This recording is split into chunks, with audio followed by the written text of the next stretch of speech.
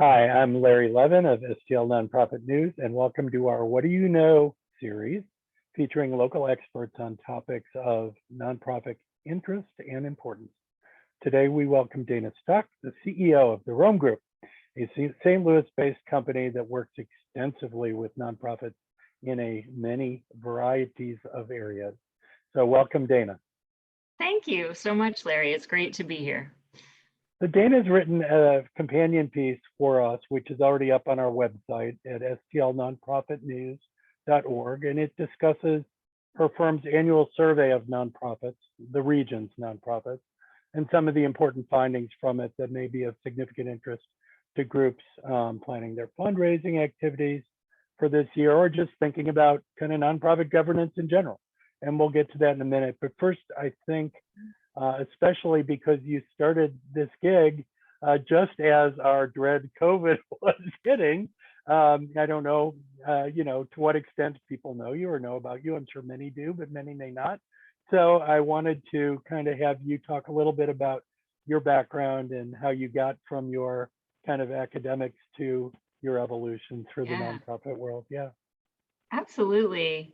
It's true. I started at the Rome Group in February of 2020. So I had about I had about a month in the office before the world changed in profound ways. But I came to the Rome Group after 6 years at United Way of Greater St. Louis in a variety of roles. I started out working as Vice President of Regions and Special Initiatives, which took me out into the region quite a lot. I worked with the teams in the 3 Illinois offices for United Way, as well as the St. Charles and Franklin County teams. And eventually, my last role at United Way was Chief Development Officer. So I led the 2019 community campaign. Previous to United Way, I had a 16-year career at the Sue Shear Institute for Women in Public Life at UMPSL. And while I was there, I pursued my PhD in political science. And so, a lot of folks try to take all those pieces and make sense out of them. And I'm not sure they really make sense. But what I will tell you is that I've always had a real passion for connecting individuals and organizations to opportunities. And that has really been the thread in my career. At Sue Shear, that was connecting women particularly to opportunities to exercise their talents in the public sector, either by running for office or serving in the judiciary. At United Way, it was connecting organizations and their clients really to better opportunities for a thriving life. And at the Rome Group now, it's really trying to help organizations connect to resources that enable them to build their capacity and help. The political science piece, Are you still a junkie on the news side? I'm a bit of a junkie.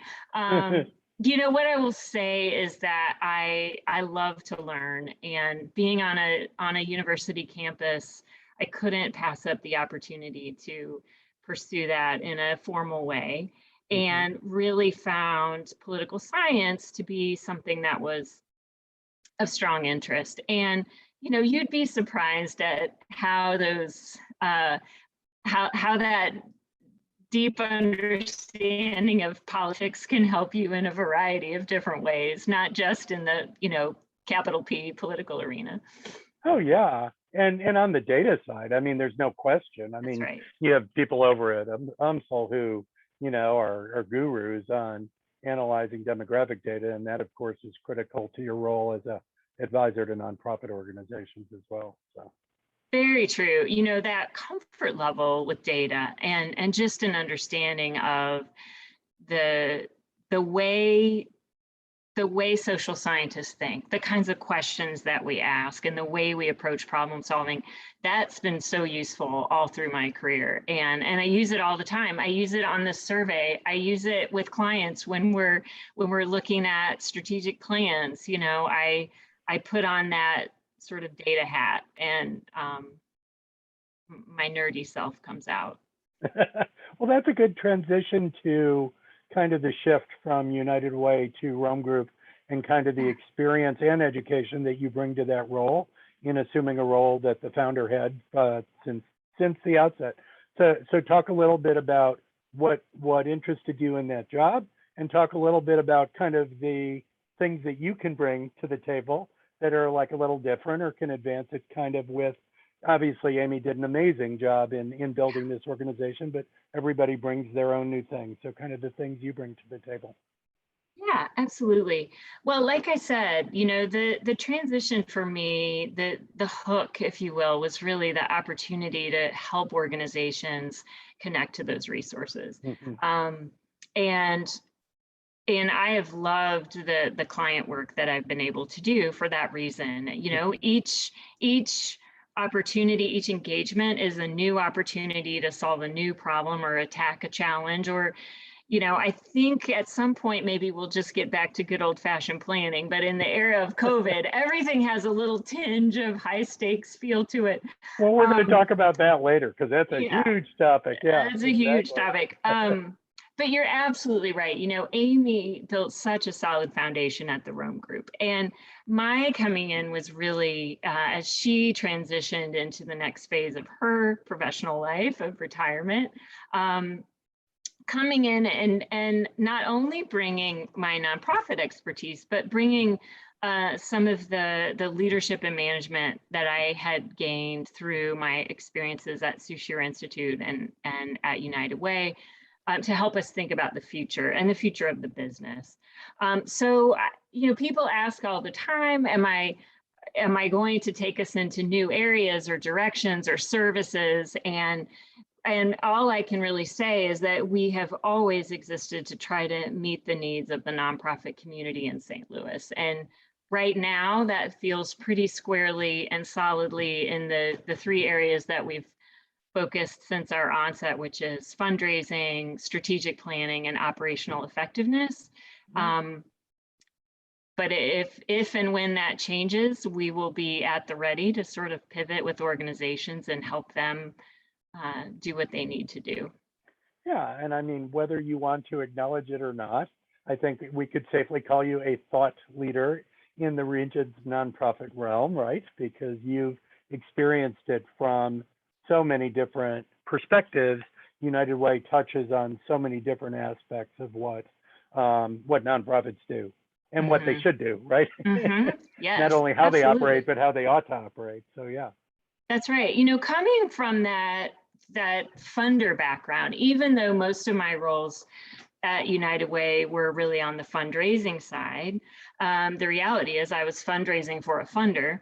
And so definitely having that perspective. And I can't discount, this is sort of funny, but I can't discount the fact that for the 16 years that I worked at the Sushir Institute, for about 15 of those 16, I was a volunteer for United Way. My old boss jokes that it was the longest job interview ever, because when I made the transition, I had been with the organization for such a long time. But really having that perspective, both from a funder and a fundraiser, and then bringing that to the Rome Group has really been a good foundation for this. So in work. terms of two things we've already talked about, data and thought leadership, one of the things that your company provides the community is this annual Philanthropic Landscape survey, which is really a nice kind of baseline to start to look at kind of where we are, where we've been, where we're going. Can you talk about that survey a little bit and how you see it? Because you have that very interesting background. Yeah. So we've been doing this survey for almost 20 years. Yeah. It's the only comprehensive, original survey of the region in terms of nonprofits and their fundraising. And we do it every year in late May, and then we have an event in the summertime where we share those results. And there are some pieces of it that we ask consistently year to year. And most of those questions revolve around fundraising performance in the year prior. What strategies are working, what challenges organizations are facing. And then every year we have a speaker, and there are some questions on the survey then that are tailored to that topic. So this year's topic was framing and messaging, which felt so timely because organizations were really having to be thoughtful about their messaging and their fundraising appeals in this COVID era. So that was our focus this year. But one of the things that I really want to do, and I haven't had a chance to do, this is where I'm going to lean on the COVID excuse. One of the things I really want to do is dig in and sort of look longitudinally over those 20 years, like how have the trends, what have the trends been, and what have we seen? 2020 and now 2021 are always going to sort of have a little asterisk by them because they were just not your typical years. They're the way we think about 2008 when we had the recession. They have these there are these inflection points in the fundraising world because they changed things for at least a period of time. And so I'm just really interested to get a little bit of time to kind of look at it more holistically and see where we've been, and then really start to think about what does any of that mean? Have things really changed in a permanent way moving forward because of adaptations we've made to COVID? Or are we in this period where we're doing things a little differently because we have to, with the idea that we'll swing back? That's a question I don't know the answer to, but I think it's fascinating to contemplate. Well, and are we asking all the right questions so that, I mean, you guys gather a good amount of data. One of the things I was going to ask you is, I don't know the answer to this. I should as a nonprofit news journalist, but I don't, is how is our collection of data as a nonprofit community compared to other communities? Do we do generally a good job? Could we do a lot better job? Are there models we could be following? And I'm not necessarily asking for an answer or to put you on the spot, but obviously the more we can be best practice minded in terms of that data gathering, the better we can do as a nonprofit community. So it's a fair point. I would guess that there aren't many organizations like ours that are doing this in other communities. I think it's a unique thing that we started doing and we see value in, and we really feel like there is benefit to the community so that folks can sort of benchmark their performance against other organizations, or really just validate that what they're experiencing is consistent with what the sector is experiencing. Are there ways that we can improve? Absolutely. I'm grateful to everybody who fills out the survey, and I'd like to see us increase that response rate. That's a hard thing at a time when people have so many competing demands for their attention. And that will always be a goal. Fair point. No matter how much you say this is for you guys, that doesn't, they don't necessarily feel that connection so effectively that they're like, oh, I got to put this down to do this other thing. Right. That's absolutely right. I still think 200, having over 200, is still a really solid number. I feel very confident talking about, this as a sample and saying, these are the trends that we're seeing in the community. But I'm always going to want us to continue to work on that. I know, but when you figure, people throw out all sorts of different numbers about the number of nonprofits in the region, right? 8,000, 13,000, 16,000, but realistically, how many are operating in an effective manner, at the current moment? Let's say just it's somewhere between 5,000 and 8,000. 200 is not bad. I mean, that's an over 5% rate, and that's a pretty good return. So it is, and I think it's important to keep in mind that a lot of those statistics pull in churches and other organizations that we don't really consider as part of our data set. So our rates even better when you think of it that way, right? Exactly right. So that's right. Be hard on yourself, but you're doing pretty good. Okay, now let's talk about what you wrote. So you focused in the article about some of the ways that fundraising has been affected by COVID, and let's set the stage both nationally and locally about how nonprofits fared during last year and to the extent this year about COVID.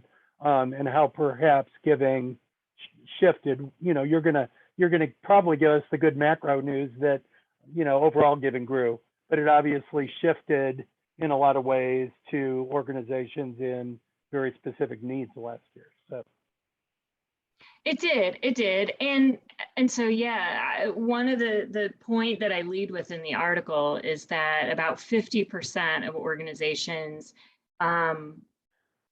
it's about 50-50. 50% expect their giving to increase, but that means 50% do not expect increases this either year. flat or down, Yeah, flatter down. And I expected that the first question will be, well, why is that? And, really to your point, it's a mixed answer. In some cases, organizations who were working squarely in direct service to individuals impacted by COVID actually saw increases last year. Right. Our data at our survey last year, we asked people, how has COVID impacted your fundraising? And about a third of them were up at that point. Running ahead of what they projected. So the bar went up for them, right? And they're saying, okay, this year under these circumstances, we don't expect to increase. We hope to stay level. Other organizations like arts organizations, of course, who rely on their performances to really, they're still kind of making their way back. They're still really trying to recover. So it really was, depending on the kind of organization that you are, the unique challenges you face. There are some lucky organizations that got their gala in last year in February or March. So they were like riding high. Okay. Exactly. Right. And a lot of organizations, however, last year and again this year, are finding themselves in this unenviable position of trying to figure out whether or not they can do it in person, or they need to do something virtually, or whether or not they're just better off to postpone or change it dramatically. So even though I think, and the national data bears this out, that individual giving is really, it's one of the areas that increased the most in 2020. And I think organizations are smart to really focus on their individual relationships and individual giving. We know that events still make up a large portion of budgets for organizations here. And so the disruption to the event space has really been a factor in organizational nonprofit fundraising. Are there any general lessons to apply in terms of kind of what nonprofits learned in terms of what they can replace with non-gala alternatives and what they can't? I mean, whether it's, online events, which may not have as high revenue, but clearly have massively less overhead associated with them. So their nets may end up being similar, or I've talked to those who were better, because they didn't have to invest $75,000 to make 300. They maybe made 150, but they spent 10. So that's right. Just general lessons learned about whether people will drift in permanently into other, places, whether they won't. Is it too idiosyncratic to, particular organizations to answer that question? I'm just curious what your thoughts are. Our survey, we did ask folks, do you see yourself doing anything differently moving forward with respect to events? And many organizations said that they expected to maintain some kind of virtual component moving forward. I think a lot of them realized that they could reach a broader audience in some way, some respects, not all. And that there are some things that really lend themselves to an online format. So online auctions and other things that they're like, we might go back to in person, but this piece we're definitely going to continue to do virtually. Right. Exactly. I don't think there's really any one size fits all rule as far as are virtual events as effective or better than in-person events. I think a lot of organizations would tell you they're not, in part because somebody buys a table and then 10 other people come who wouldn't have come to your event had they not been invited by their friends. So you get in front of other people, and those individuals are less likely to dial in a virtual. Your tried and true supporters will, but it's a little harder to attract them to a virtual format, at least now when people are feeling like I did that, and now I want to get back to the in-person stuff. So what about, yeah, go ahead, sorry. the only other thing I was going to say is that the organizations have said, we're looking moving forward at doing smaller, more targeted events. And I think that some of that was the realization of just how much time that this gala kind of environment, how much staff time that requires. And so when you stop doing it, you start to really realize how much work it was. So I think many of them are saying, we still want to connect in person with our donors, but moving forward, we see that there might be value in doing that in more segmented, purposeful ways with smaller groups of donors, as opposed to putting such a significant emphasis on our budget on this one night of the year. And generally speaking, diversification is a sound strategy, right? I mean, so you're not playing all or nothing at the roulette table. That's right. I'm curious about other adaptations on fundraising. Then I want to talk about governance a little bit. But major guests and donors. Is there any argument whatsoever that can and is being done effectively remotely? I mean, I'm curious because, some people would say doing, Zoom or even phone to some extent, for major donors, that a United Way or, another large institutional funder does every year, that might be really hard. So I'm kind of curious how that's progressing for folks, or again, there's no general rule. So. Again, I don't know that there's a general rule, but I do think that what we saw a lot of organizations do in April, in May, and June last year, when they didn't know what to do, they just started reaching out. And many of them found that they could get people on the phone, they could get people on Zoom because they were eager to connect. Yeah. And so they found it, we were told they found it easier in many ways to connect with major donors who had time to chat, to learn about the organization. And there was a coming together around, we want to see our organizations make the changes that they need to make to serve clients, and we want to hear how you're doing that, and we want to hear how it's going, and we want to hear how your team is. And so one of the things that we've encouraged organizations to do is to keep up that level of connection to the degree that they can, because that's something that I think in many cases people want to do, and then they find themselves pulled in a bunch of directions. So just picking up the phone and calling isn't high on their priority list. So, so I think that is something that we learned was effective, and that helped organizations maintain their support, right? Yeah. I think it's harder when you're trying to expand your base and you're trying to create new relationships in an artificial environment. That's definitely harder.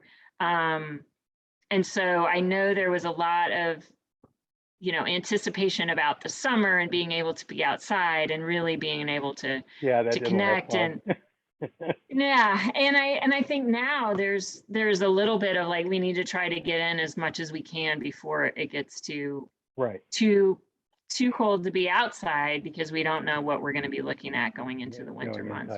What about board stickiness? Were people, and this isn't necessarily a survey question, just your opinion, were groups able to keep that kind of good relationship with board members, even though, again, we were talking about virtual connections? Yeah, I had a lot of nonprofit EDs say, we're going to continue to do a lot of board meetings online, because I had 100% participation, right? Because when people can dial in, they have fewer excuses. Exactly.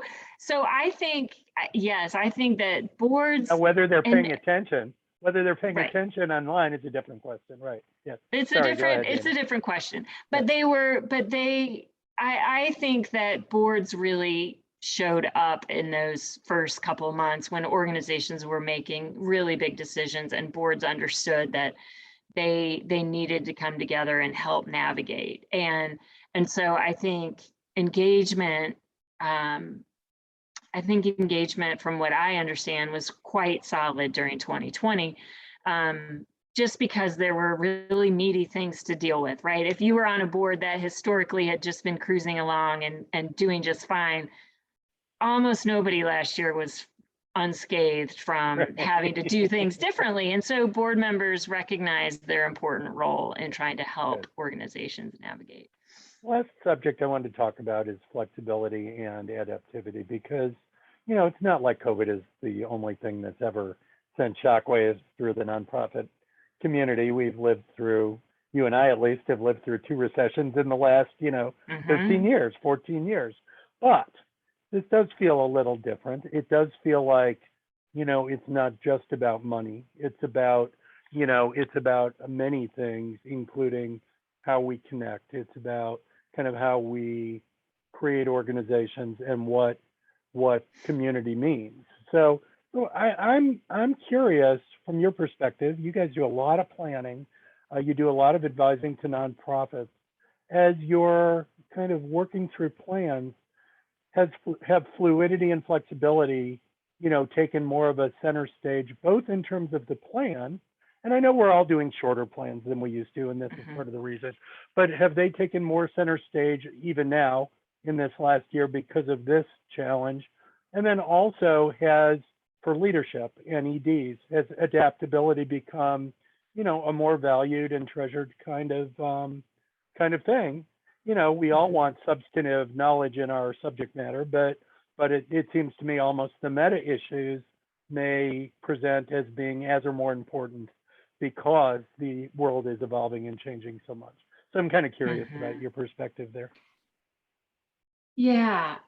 Big topic, I know. I wrote a lot, but I'll unpack it. I commented a couple of times that we moved faster in 2 weeks. We did in 2 weeks what it might have taken us 2 years or 5 years or 10 years to do. And I do think, it had implications for donors and organizations, but it really had implications for the way people delivered their services or connected with their clients and constituents.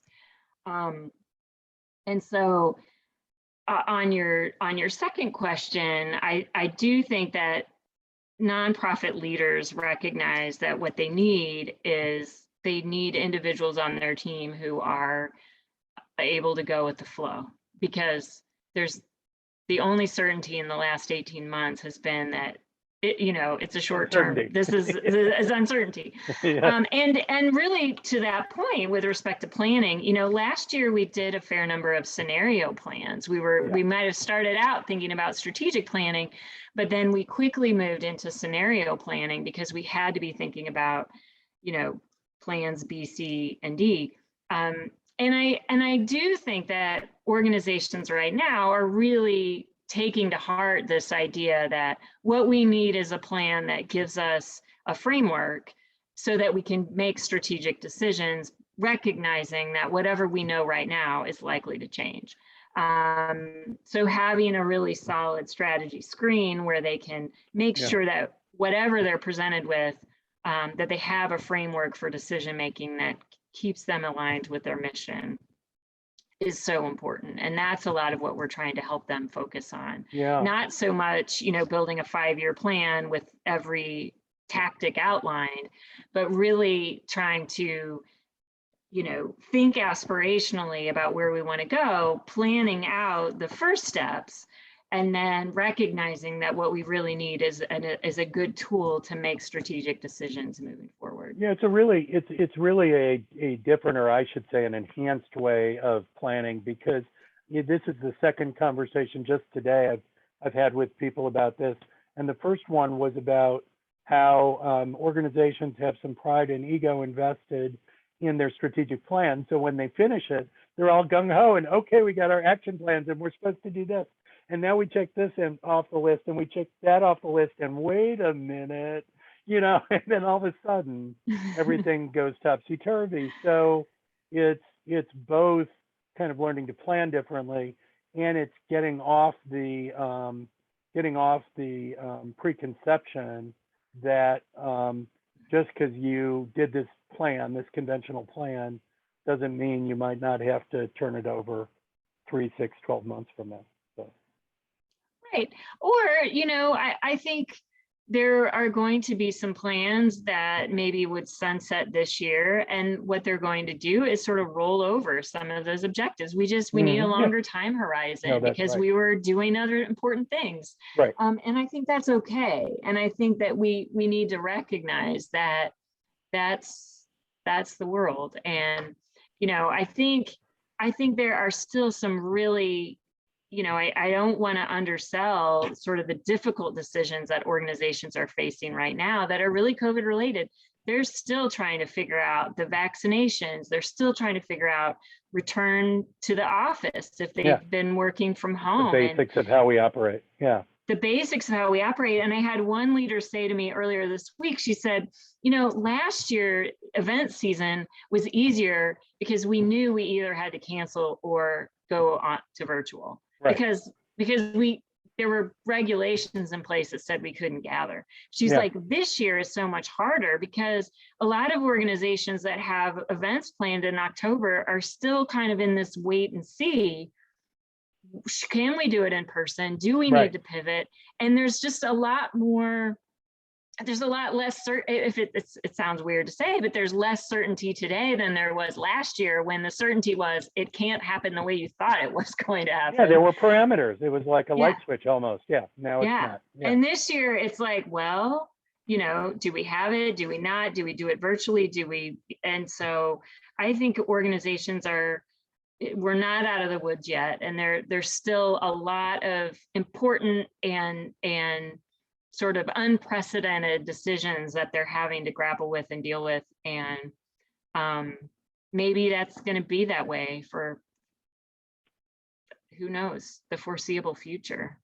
Till we get complacent again. And until the next thing comes along. Dayna, you've given us so much perspective on the community and on a variety of nonprofit topics, and I thank you so much. Would you like to tell our viewers how to contact the Rome Group? I would love to tell viewers how to contact the Rome Group. I have a hunch that many viewers know the Rome Group's Nonprofit Career Board, which is a resource, and many folks know how to get there. But also, if you go to theromegroup.com, you'll find information about all of our services. And certainly anyone can email me at Dayna@theromegroup, and that's DAYNA @theromegroup.com. If you have questions, I'd love to connect. We were very selfishly happy about the Rome Group's website the job site when we started STL Nonprofit News, because it was like, okay, that's one thing we don't have to do. So it's a tremendous resource. So yeah, thank you. Well, and I've been gratified to see it, see so many jobs posted, because I think that means that things are happening again for the sector, which is good. Which is great. Yeah. So thank you so much for taking the time. I really appreciate it. Thank you for inviting me. I know we've been talking about this, Larry, and I'm glad we made it happen. Absolutely. Thank you. And this is Larry Levin for STL Nonprofit News. Until next time, take care, and we'll talk to you soon.